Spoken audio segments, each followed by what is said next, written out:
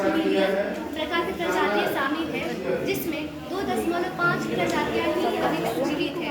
इससे हमें यह पता चलता है कि धीरे धीरे जीव विविधता में कमी आ रही है और जीव जंतु विलुप्त होते जा रहे हैं। इसके लिए हमें ज़रूरी है कि जीव विविधता को बचाने के लिए हमें कई योजनाओं पर विचार करना चाहिए और सरकार को कई तरह के कन्वेंशन को लागू करना चाहिए।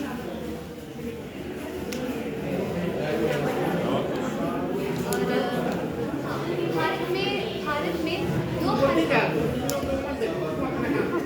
भारत में 2000 प्रकार के पशु पाए जाते हैं, जो भी धीरे धीरे विलुप्त होते जा रहे हैं। जैसे बाघ भी धीरे धीरे विलुप्त हो जा रहे हैं। इसके वजह से कई प्रकार की योजनाएं लाई जा रही है, जिसके वजह से जानवरों विलुप्त ना हो और आगे आने वाली पीढ़ियाँ उसको देख सके, उसको जान सके। इसके लिए कई योजनाएं की जा रही है। और भारत में 1500 प्रकार के पौधे पाए जाते हैं, जो भी धीरे धीरे विलुप्त हो रही है। इसके लिए हमें वन संरक्षण के लिए और जैव विविधता के लिए कई तरह की योजनाएं लागू की गई है, जिसमें राष्ट्रीय कन्वेंशन भी है।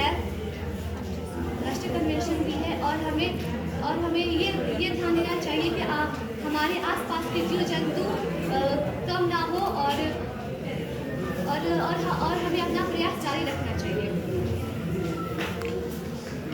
तो कहाँ के जैव विविधता का हम एक तरह से पूरा इलाके और इनके पास ये सर्टिफिकेट है हमारे बिहार में कौन और कुछ राज्य को लेकर किया है और अपने राज्य बिहार के राज्य को लेकर भी किए हैं। सॉरी बिहार के जीरो किस जिला का मुख्य रूप से कोई बताइए, किस जिला में नहीं किया? मुख्य रूप से सीवान भी आ सकता है। सीवान को ही ले लीजिए। तो सीवान में कौन सा जीव जो है सो माने विलुप्त हो रहा है? सीवान में वैसे ज़्यादा देखा जाए तो सीवान में ज़्यादा तो पक्षियों की कमी ज़्यादा हो रही है। खेती की वजह से पक्षियों का भी अंत हो रहा है। और पशु में ज़्यादातर ये मान लीजिए कि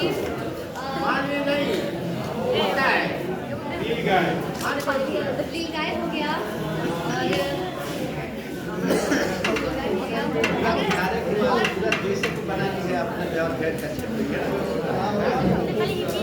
पूरा इतना बड़ा क्षेत्र बना लीजिए तो अपने आसपास देखना चाहिए। अपने गांव में जाओगे तो डाटा कहाँ से आएगा, पहचान नहीं पाओगे। आप अपने धान के खेत में क्या जैव विविधता पाती हैं? बताइए, एक धान का खेत है आपका, उसमें क्या क्या जैव विविधता आप देखती हैं तो बताइए। अपने गांव में एक खेत के बारे में बताइए, धान के खेत में आपको जैव विविधता